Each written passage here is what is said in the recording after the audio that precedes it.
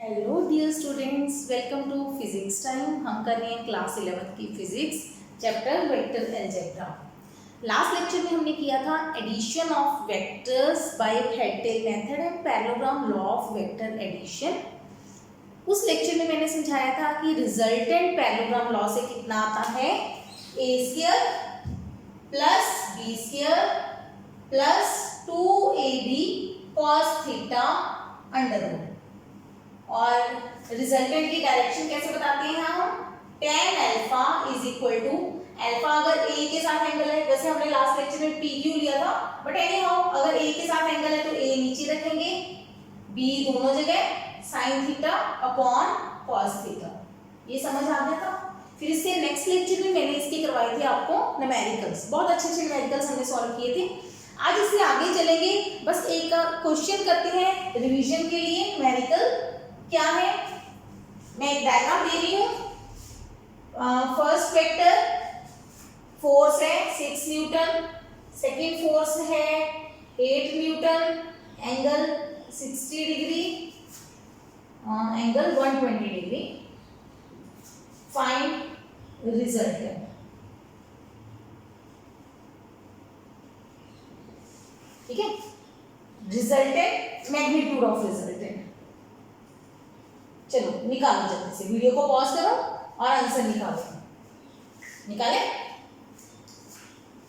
r is equal to 6 square plus 8 square plus 2 6 8 cos 120 under root. यही आएगा।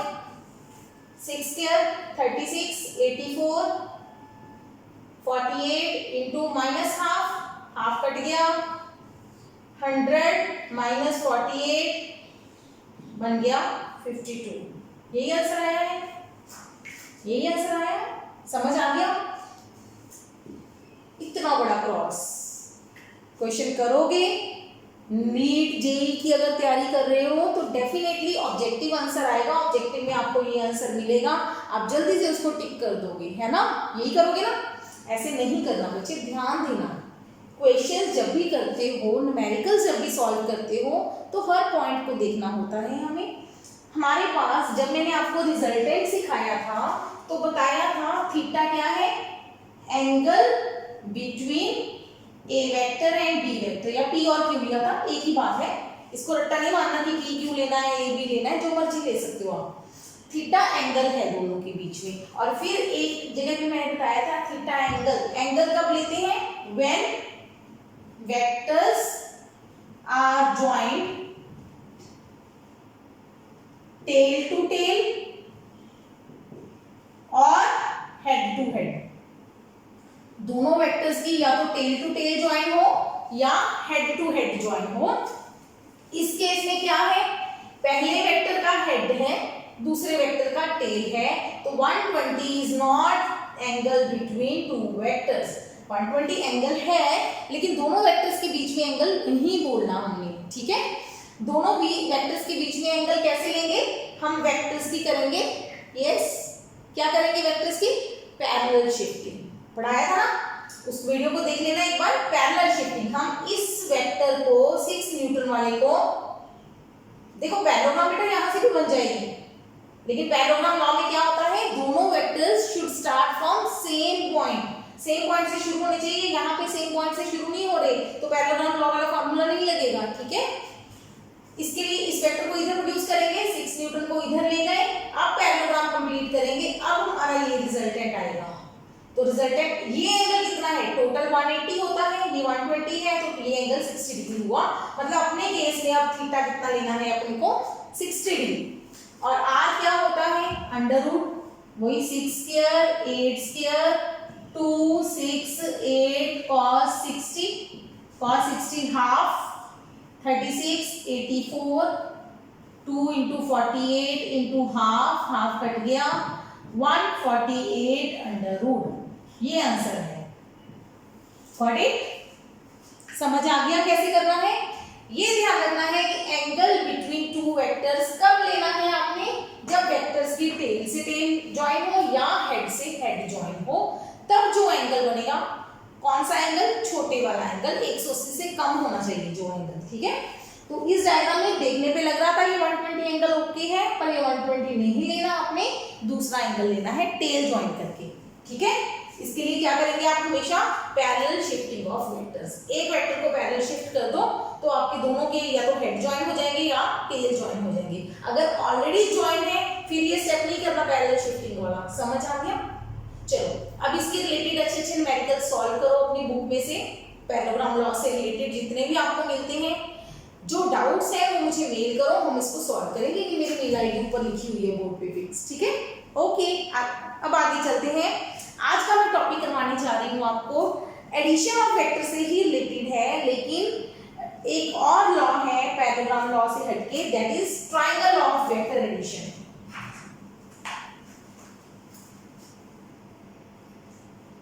Triangle law of vector addition. घबराना नहीं है इस लॉ से, ये लॉ बहुत इजी है। Triangle law of vector addition, ये भी दो वेक्टर्स को ऐड करने के लिए लॉ बनाया है। लॉ की स्टेटमेंट थोड़ी सी डिफरेंट है पैरेललोग्राम लॉ से, आंसर सेम आएगा, सब कुछ सेम है। अदरवाइज कैसे काम करता है ये ट्रायंगल लॉ? इसमें एक होता है, एक याद रखो, वेक्टर्स इन ऑर्डर टर्म, एक होता है vectors in opposite order. Same order या ऑर्डर भी सिंपल भी लिख देते हैं, वेक्टर्स इन ऑर्डर या vectors in same order. Order का मतलब क्या है? एक वेक्टर खत्म, ये टेल हेड पे वेक्टर एंड हो जाता है, वहीं से दूसरा वेक्टर स्टार्ट, दूसरा खत्म, तीसरा स्टार्ट, तो इनको बोलते हैं वेक्टर्स इन ऑर्डर। ऑर्डर मतलब हेड खत्म, हेड से टेल ज्वाइन। ऑर्डर का मतलब क्या है? Head to tail join. ठीक है, मतलब पहला का हेड दूसरे का tail, first head second tail. ठीक है, ऑपोजिट ऑर्डर का क्या मतलब है? एक तरह से टेल से टेल और हेड से हेड, उसको ऑपोजिट ऑर्डर भी बोलते हैं। कैसे?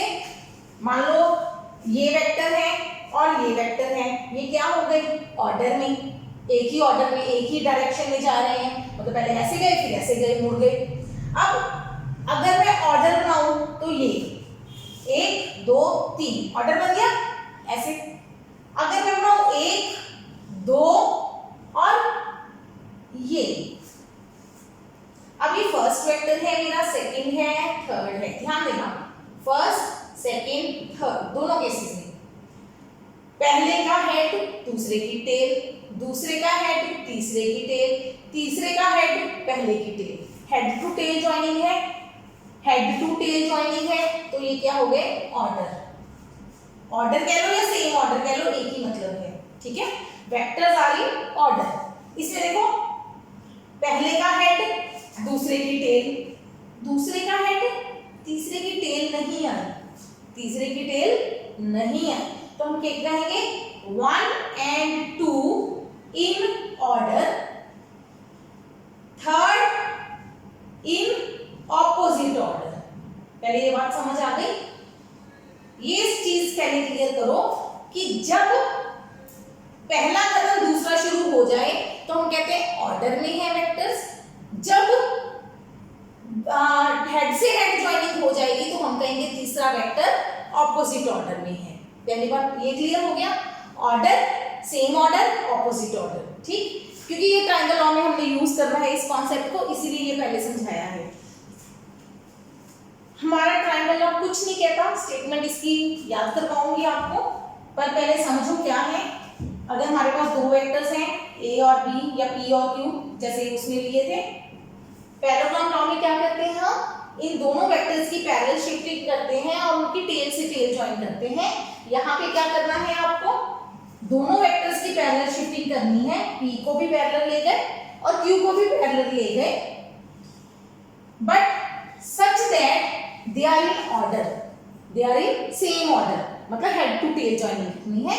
दो वेक्टर्स ऑर्डर में हैं तो उनका जो रिजल्टेंट है, रिजल्टेंट वो ऑपोजिट ऑर्डर में आएगा।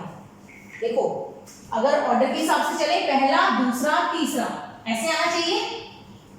जो तीसरे को ऑपोजिट ऑर्डर बना दो तो ऑपोजिट ऑर्डर वाला क्या होता है, resultant.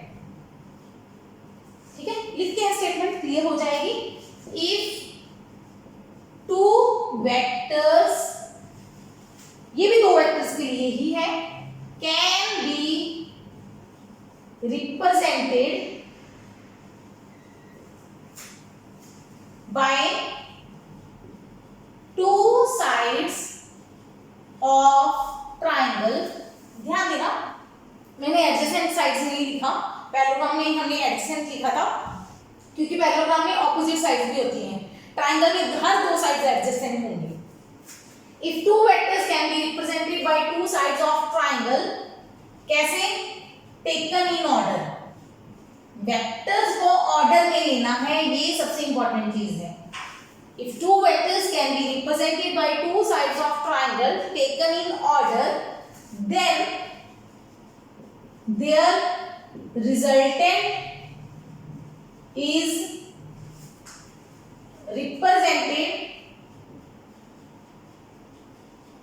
by third side of triangle in opposite order। बस इतना सा लॉ है। अगर दो वेक्टर्स ऑर्डर में हैं तो उनका रिजल्टेंट थर्ड साइड होगा हमेशा ऑपोजिट ऑर्डर में। समझते हैं इस चीज को, देखो ध्यान से, मैं इसको रिमूव कर रही हूं। अब ये डायग्राम तो बन गया था ना, दो वेक्टर्स लिए और उनको पैरेलल शिफ्ट करके बना दिया, बस इतना सा ही ट्रायंगल लॉ है। स्टेटमेंट इतनी सी है, देखो P ये है, Q मैंने इधर लिया है या Q इधर ले लूं, एक ही बात है, पैरेलल शिफ्टिंग कर सकते हैं। ये लॉ हम ऑलरेडी कर चुके हैं, इनका रिजल्टेंट ये होगा, ये हम कर चुके हैं। ये Q है तो ये भी Q है ना। इस केस में भी यही रिजल्टेंट है ट्रायंगल की। अगर इतना लेके देखें तो ट्रायंगल लॉ बन गया, अगर ये ना बनाए तो ये पैरेललोग्राम लॉ बन गया। इसका मतलब दोनों लॉ एक दूसरे से ही बनते हैं। ठीक है, तो there is no change, same magnitude आएगा, p square q square 2pq cos theta under root. बस इसमें थीटा क्या लेना है, ट्रायंगल लॉ में आप ये डायग्राम नहीं बनाओगे, आप ट्रायंगल लॉ में ये डायग्राम बनाओगे। थीटा कहां से लोगे, ऑब्वियसली वेक्टर्स की पैरेलल शिफ्टिंग करके। ये आपका p वेक्टर है तो ये एंगल थीटा है, बस यही चीज देखनी है। वो जो मैंने न्यूमेरिकल करवाया था फर्स्ट, वो इसीलिए करवाया था ताकि आपको ट्रायंगल लॉ भी समझ आ जाए। ठीक है, तो बस कुछ नहीं करना, यहां से परपेंडिकुलर ड्रॉप करना है, ये एंगल 90 डिग्री होगा, है ना। इस क्यू साइड को ना मैं अंदर वाली फॉर्म साइड लिख देती हूँ, अंदर वाली। ठीक है, वो नाम दे दो ट्रायंगल्स को, A B C D, perpendicular drop कर दिया। ठीक है, याद है पैरेललोग्राम के लॉ की डेरिवेशन, डेरिवेशन आ जाए तो कुछ नहीं करना, ये एंगल अल्फा मानना है, R makes angle alpha with P vector. Okay, तो CD, छोटे ट्रायंगल से CD निकालेंगे बेटा, Q sin थीटा, BD निकालेंगे, Q cos थीटा, निकाल लोगे साइन और कॉस। पैरेललोग्राम लॉ की डेरिवेशन देख लो, छोटी ट्रायंगल ली थी उसमें हमने, फिर बड़ी ट्रायंगल ली, बड़ी ट्रायंगल में हमारे पास पाइथागोरस थ्योरम लग जाएगी, AC square is equal to AD square plus BD square CD square. ठीक है, AC हो गया R, क्योंकि मैग्नीट्यूड लेना है, अब हमें वेक्टर नहीं लेना, मैग्नीट्यूड निकालना है, तो AD हो जाएगा P plus Q cos theta. ध्यान देना, P और Q cos थीटा ऐड कर रहे हैं, वेक्टर नहीं लगा रहे क्योंकि मैग्नीट्यूड की बात हो रही है।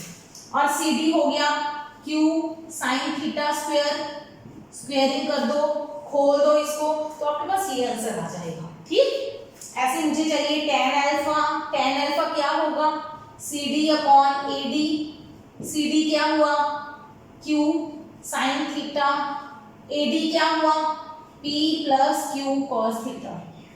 ठीक है, ये सेम आंसर आ जाएंगे, बिल्कुल पैरेललोग्राम लॉ जैसे, बिल्कुल सेम डेरिवेशन है राजे, इसीलिए मैं रिपीट नहीं कर रही। पैरेललोग्राम लॉ में आपको ये सेम डेरिवेशन मिल जाएगी। समझ आ गया। तो triangle law is nothing but sub part of parallelogram law we can say, बिल्कुल सिमिलर है, बस इसकी स्टेटमेंट में क्या है, ऑर्डर और ऑपोजिट ऑर्डर का चक्कर आ जाता है। कि इसमें वेक्टर्स को आप सेम पॉइंट से स्टार्ट नहीं करते, तो इसलिए हम ऑर्डर और डिसऑर्डर की बात करते हैं। ठीक, ये यहां तक हो गया दो वेक्टर्स को कैसे ऐड करना है आपने। अब कई बार क्वेश्चन में क्या हो सकता है, आपको क्वेश्चन में या डेली लाइफ में जरूरी है कि दो ही फोर्सेस लगेगी? नहीं, एक बॉडी पे दो से ज्यादा फोर्सेस भी लग सकती हैं। ठीक है, जैसे कि मान लो मेरे पास ये बॉडी है, इस पे एक फोर्स इधर लग रही है, एक फोर्स इधर लग रही है, F1 F2, तीसरी फोर्स इधर लग रही है F3, ऐसे कुछ फोर्सेस लग रही है, लगा रही है अलग अलग पर्सन। इसको बिल्कुल ही ऑपोजिट बना दें, यहां बिल्कुल इसके ऑपोजिट, F2 और F3 ऑपोजिट हो गए, F1 बच गया। ठीक है, तो आप कहेंगे F2 और F3 कैंसिल हो जाएंगे? नहीं, कैंसिल कब होंगे? अगर उनका मैग्नीट्यूड सेम हुआ, अगर उनका मैग्नीट्यूड सेम हुआ तो वो कैंसिल हो जाएंगे, F1 बच गया, हो जाएगा। ऐसे कर लेते हैं, हम ले लेते हैं F2 की वैल्यू 5, F1 की वैल्यू 3, F3 की वैल्यू 9, ऐसे ले लेते हैं वैल्यूज। ठीक है, तो क्या होगा, 5 और 9 ऑपोजिट है, ऑपोजिट है तो कितना आंसर बचा इनका? 4। किस तरफ? नीचे की तरफ। ये समझ आ रही है?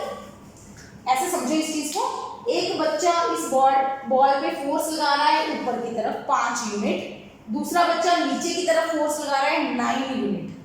मतलब एक बच्चा नीचे को धकेल रहा है 9 की फोर्स से, एक बच्चा ऊपर को धकेल रहा है 5 की फोर्स से। सोचो बॉल किधर जाएगी? जिस तरफ ज्यादा फोर्स है, ज्यादा फोर्स नीचे की तरफ है, तो बॉल नीचे की तरफ जाएगी। कितनी फोर्स से? 4 न्यूटन के। क्यों? क्योंकि F3 और F2 ऑपोजिट है, ऑपोजिट है तो वो माइनस हो जाते हैं। ठीक, अच्छा, हमारी तीसरी फोर्स, एक फोर्स किधर है? 3 न्यूटन, दोनों के बीच में कितना एंगल है? 90 डिग्री। तो हम कहेंगे जी हम पैरेललोग्राम लॉ लगा देते हैं, क्योंकि दोनों वेक्टर सेम पॉइंट से स्टार्ट हो रहे हैं, तो पैरेललोग्राम लॉ लग जाएगा। तो ये हमारा रिजल्टेंट आ गया, समझ आ गया? ठीक है, 3 फोर्सेस के लिए भी हो गया। 4 फोर्सेस आ जाए, यहाँ पे मैं लगा देती हूँ 6 न्यूटन की फोर्स, है ना। फिर आप कहोगे 5 और 9 का आंसर आ गया 4, समझ रहे हो ना ये स्टेप। 6 और 3 का आंसर आ गया 3, बड़े वाले की तरफ, है ना। ये हमारा रिजल्टेंट आ गया, समझ आ गया, है ना। हो जाएगा पैरेललोग्राम लॉ से भी। ठीक है, इस टाइप के क्वेश्चन सारे पैरेललोग्राम लॉ से हो रहे हैं। मान लो मेरे पास ये फोर्सेस लग रही हैं 1 2 3, अब क्या करेंगे? अब इसको सॉल्व करने के कई तरीके हैं। पहला मेथड है कि आप पहले 2 को सॉल्व कर लो, ठीक है, फिर जो रिजल्टेंट आ गया उसको थर्ड से सॉल्व कर दो, आंसर आ जाएगा, नो प्रॉब्लम। ठीक, लेकिन इनको सॉल्व करवाने के लिए 2 से ज्यादा 5 6 आ जाएं तो हमारे पास एक नया लॉ बना दिया हमने। इजी है, कोई मुश्किल नहीं है। ट्रायंगल लॉ समझ आ गया तो ये लॉ इजीली समझ आ जाएगा। इस लॉ का नाम है polygon law of vector addition. Polygon law of vector addition, statement लिखवाती हूँ इसकी। क्या है ये पॉलीगॉन लॉ? ऑब्वियसली पॉली मतलब आपने सबने पढ़ा हुआ है ट्रिग्नोमेट्री, पढ़ते हैं। ट्रिग्नोमेट्री का मतलब होता है ट्राइगोनमेट्री। ट्राई मतलब 3, गॉन का मतलब ले लो साइड्स, मीट्री का मतलब होता है मेजरमेंट। मतलब 3 साइड्स, वो चीज, वो बॉडी या वो फिगर जिसके 3 साइड्स हो। 3 साइड्स वाली हमेशा क्या बनेगी? ट्रायंगल।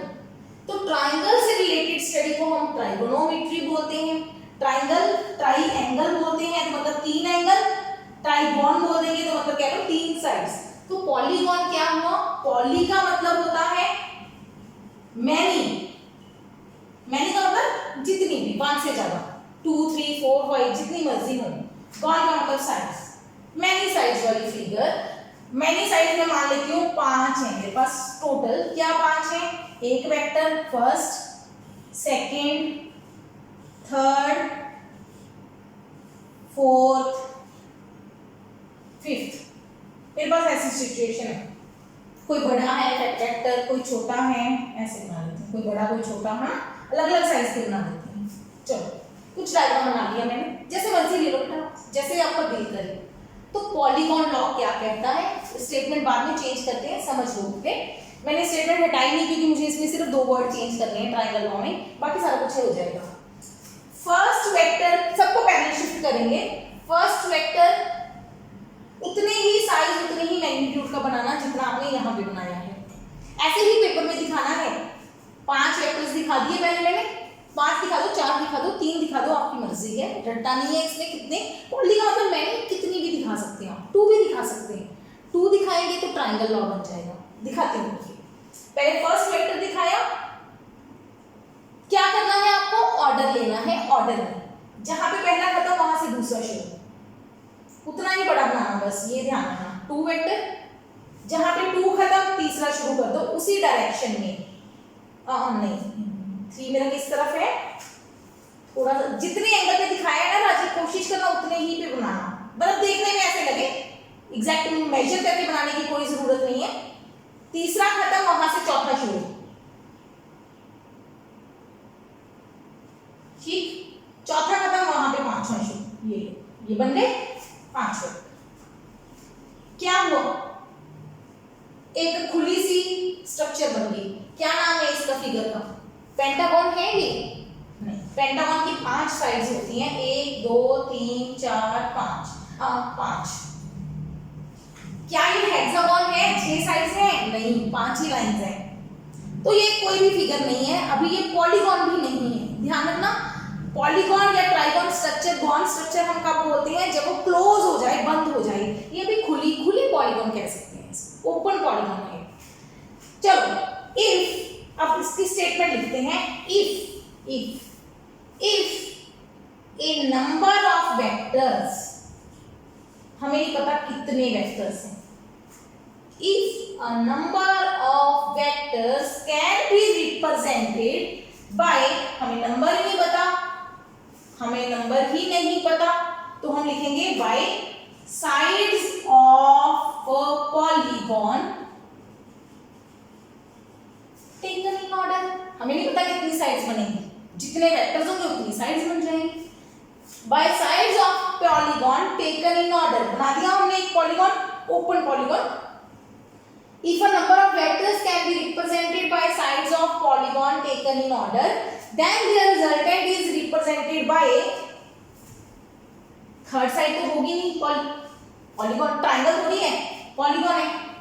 देन अब ओपन पॉलीगॉन था, open polygon, then their resultant is represented by closing side of polygon in opposite order। ये लो, अगर ट्रायंगल लॉ समझ में आ गया था, उसको नोट डाउन कर लिया था, तो सिर्फ उसमें 1 2 3 4 वर्ड चेंज हुए।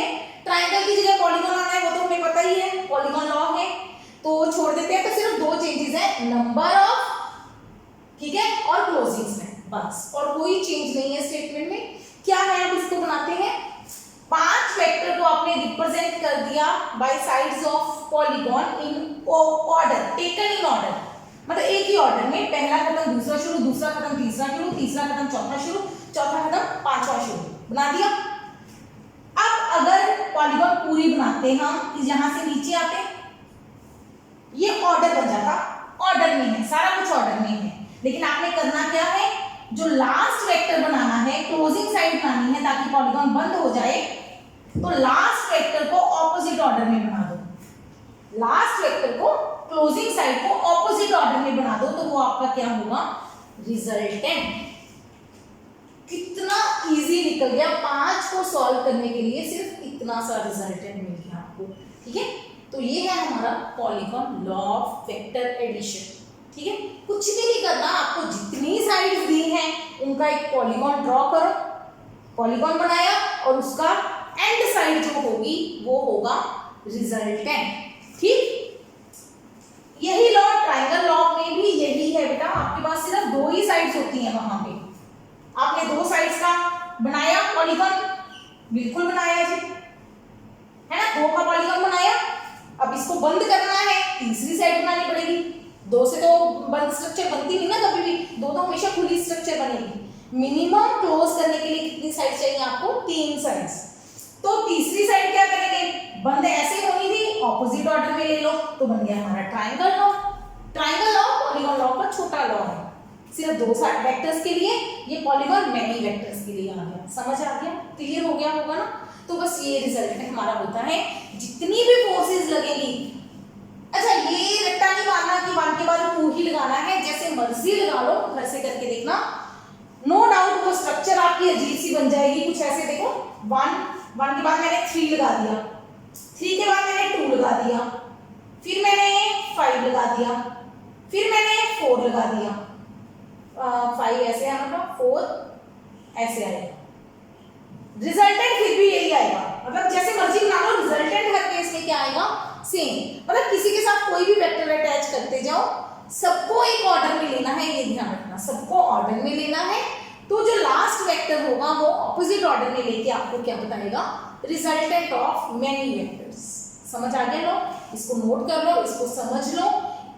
+1 के ही क्वेश्चन आ सकता है इसमें, मतलब straight polygon law of vector addition. तो आपने लिखना क्या है, हाँ इनके नाम देने पड़ेंगे हमें, पांचों वेक्टर्स के, 1 2 से काम नहीं चलेगा, इसको नाम दे देते हैं हम स्टेटमेंट पूरी करने के लिए।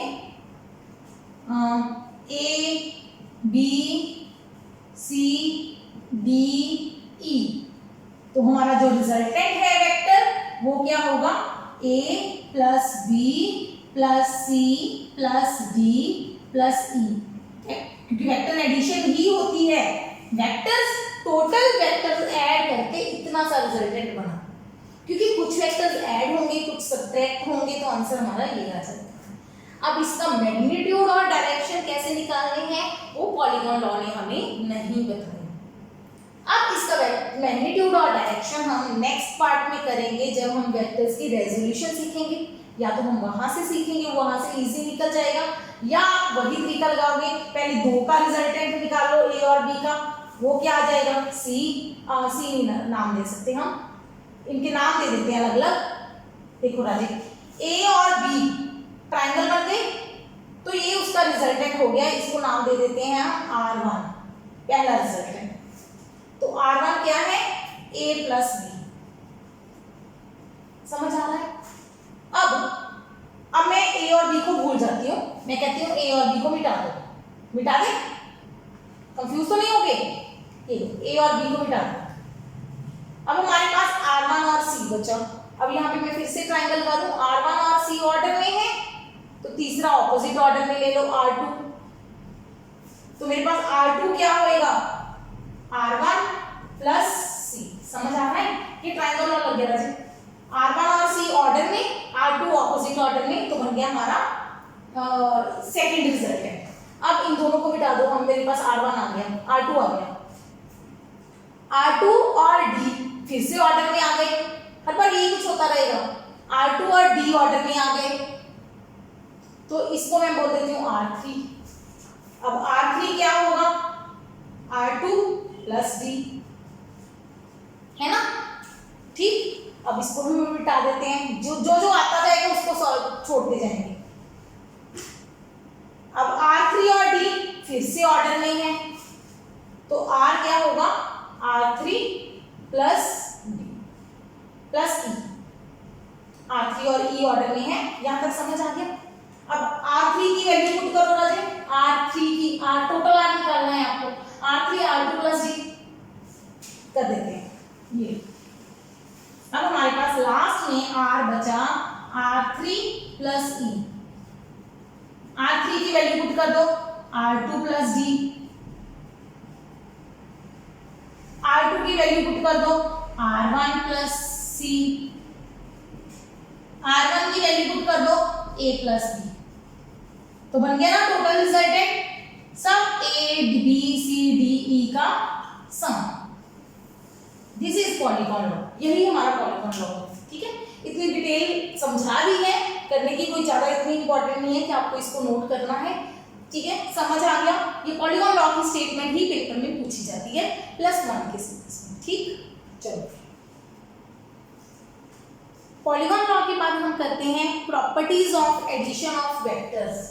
प्रॉपर्टीज, अभी एडिशन ही कर रहे हैं, प्रॉपर्टीज। बता दूं, एडिशन का दूसरा नाम कॉम्पोजिशन भी होता है, एडिशन और कॉम्पोजिशन। कभी म्यूजिक कंपोज किया देखा है? म्यूजिक कंपोज करते हैं, कंपोज का मतलब क्या है? कंबाइन करते हैं, अलग अलग धुनों को, अलग अलग सारेगामा सरगम को वो कंबाइन करते हैं, कंपोज करते हैं। ठीक, एडिशन का मतलब है कंपोज करना, अलग अलग चीजों को जोड़ना। ठीक, एडिशन और कंपोजिशन एक ही बात है, कभी पूछ लेना composition, what do you mean by composition of vectors, तो मतलब कंबाइन करना, दैट इज एडिशन। अब प्रॉपर्टीज ऑफ वेक्टर्स हम सबको पता है, आप सबने पढ़ा हुआ है, 5 + 4 कितना होता है? 9। वेक्टर्स में हमने कर दिया 5 और 4 मिला के कुछ भी हो सकते हैं, कोई भी वैल्यू दे सकते हैं। अगर ऑपोजिट हो गए तो 1 हो जाएगा, सेम हो गए तो 9 हो जाएगा डायरेक्शन, और 5 और 4 डिफरेंट डायरेक्शन में हो गए तो एंगल पे डिपेंड करके इनका रिजल्टेंट आएगा। चलो, अगर मैं इसको 4 + 5 कर दूं तो बराबर ही होते हैं। इस प्रॉपर्टी को क्या बोलते हैं? कॉम्यूटेटिव। नॉर्मल मैथ में हमें पता है 4 और 5 को जोड़ो या 5 और 4 को जोड़ो, आंसर सेम ही आता है। इस प्रॉपर्टी को बोलते हैं कम्यूटेटिव। ऐसे ही एक प्रॉपर्टी होती है एसोसिएटिव। एसोसिएटिव वो क्या है? 5 + 4 + 3, पहले इन दोनों को जोड़ो, आंसर क्या आएगा? 5 + 7, ब्रैकेट बोर्ड मास, पहले ब्रैकेट सॉल्व होती है ना, पहले 7, 4 और 3 7, 7 और 5 12। अच्छा, दूसरा तरीका है, पहले इन दोनों को जोड़ो फिर इसको जोड़ो, आंसर क्या बनेगा? 5 और 4 9 और 3 12। कई स्टूडेंट्स ने तो ये प्रॉपर्टी पढ़ी होती है, कईयों को नहीं पता होता। दोनों केसेस में आंसर क्या आया? सेम, यानी कि a + b + c, a + b + c बराबर होते हैं। अगर यही चीज मैं माइनस में कहूं, माइनस में 5 + 5 - 4 - 3, पहले यहां ब्रैकेट लगा दी, आंसर क्या आएगा? 5 - 1 4, फिर मैंने ऐसे ब्रैकेट लगा दी। अब आंसर देखो, 5 में से 4 गया 1 - 3, आंसर आएगा -2, आपस में बराबर नहीं आए। तो कई बार एसोसिएटिव प्रॉपर्टी होल्ड होती है, ऑबे करते हैं, जो कोई भी ऑपरेशन बोलते हैं इसको, मैथमेटिकल ऑपरेशन, जैसे एडिशन कॉम्यूटेटिव है, एडिशन इज कॉम्यूटेटिव नंबर्स में, 5 और 4 4 + 5 बराबर होंगे। ऐसे अगर मैं कॉम्यूटेटिव यहां लिखूं माइनस में, क्या होगा? 5 - 4 1 होगा, 4 - 5 -1 होगा, क्या बराबर आए? नहीं। तो कई बार प्रॉपर्टी होल्ड होती है कई ऑपरेशंस में, कई ऑपरेशंस में प्रॉपर्टी होल्ड नहीं होती। तो एडिशन में देखते हैं, फर्स्ट प्रॉपर्टीज ऑफ एडिशन कर रहे हैं। First property, vector addition is commutative. याद रखना है, वेक्टर एडिशन कॉम्यूटेटिव है मतलब a vector plus b vector और b vector plus a vector बराबर होंगे। करें इसको छोटा सा प्रूफ, नॉर्मली पेपर में नहीं पूछते, इस पर प्रॉपर्टी यूज करते हैं हम, बहुत ज्यादा इसलिए बताई जाती है, लेकिन प्रूफ करवा देती हूं आपको। a और दूसरा वेक्टर है b, समझते? पहला तरीका, a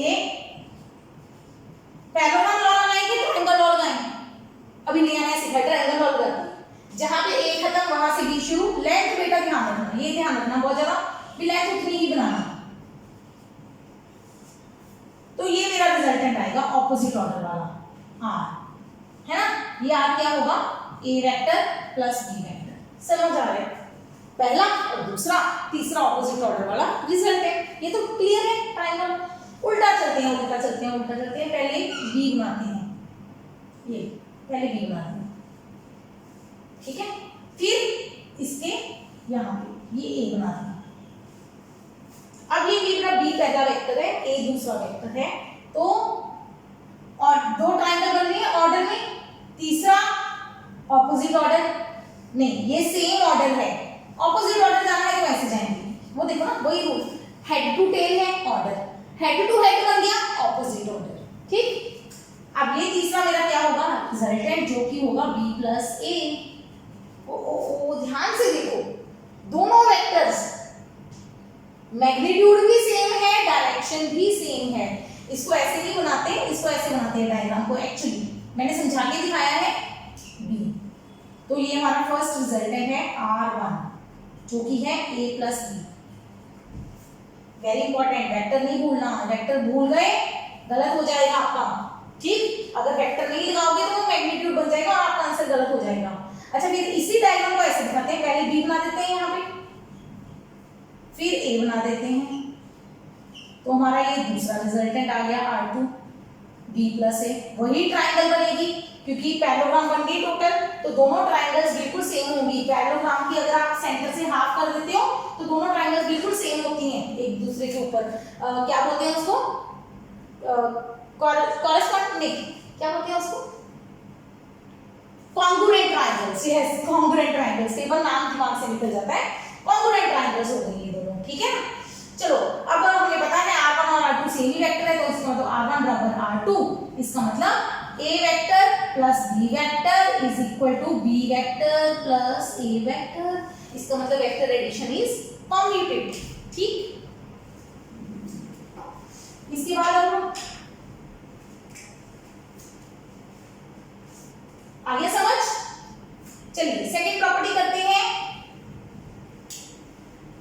vector addition is distributive associative.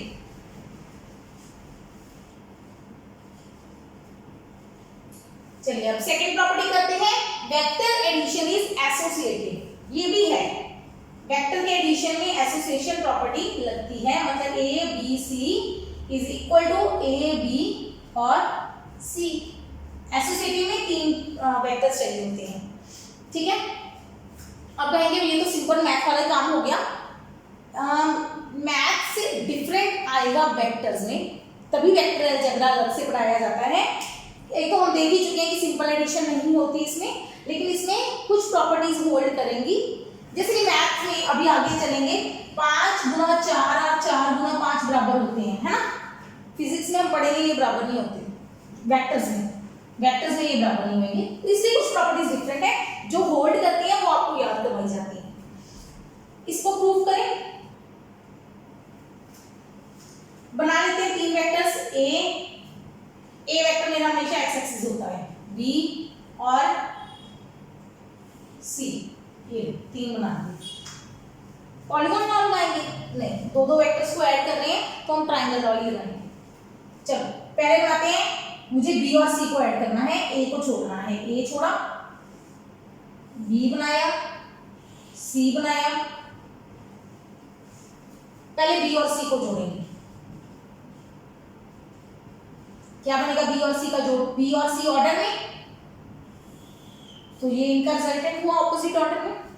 वैसे ही देखो ध्यान से, हेड टेल जो है ऑर्डर में हो गई। ट्राइंगल लॉ, पैरेललोग्राम लॉ लगा सकते हैं, थोड़ा सा मुश्किल होगा पैरेललोग्राम पूरी बना के वहीं से रिजल्टेंट इसको प्रोड्यूस करना पड़ेगा, थोड़ा सा मुश्किल हो जाएगा। इजी तरीका करवा रही हूँ। बी और सी को जोड़ा तो ये बन गया बी प्लस सी। ठीक है, बी प्लस सी को नाम दे देते हैं पी वेक्टर। अब देखो मेरा आंसर ये, अब ये दो वेक्टर्स हैं मेरे पास, ए और पी। अब इनका रिजल्टेंट ये ऑर्डर में आ रहे हैं, तो तीसरा वेक्टर ऑपोजिट ऑर्डर में ले लो। ये मेरे पास रिजल्टेंट बना। क्या बना रिजल्टेंट? ए प्लस पी बन गया। पी कौन है? बी और सी, बी प्लस सी। आगे समझ?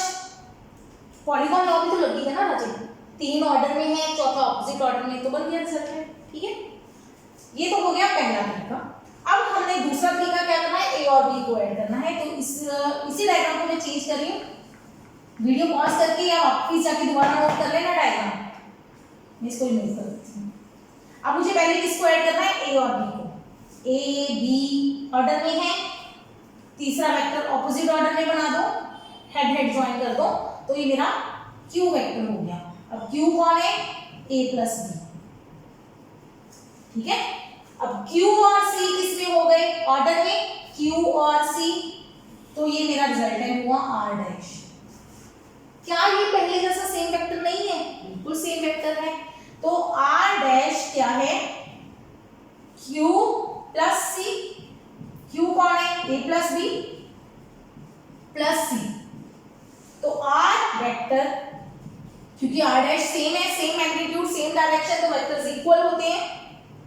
क्योंकि ये दोनों वेक्टर्स इक्वल हैं, इसका मतलब हमारी ये दोनों चीजें, ये वाला फार्मूला बन जाएगा।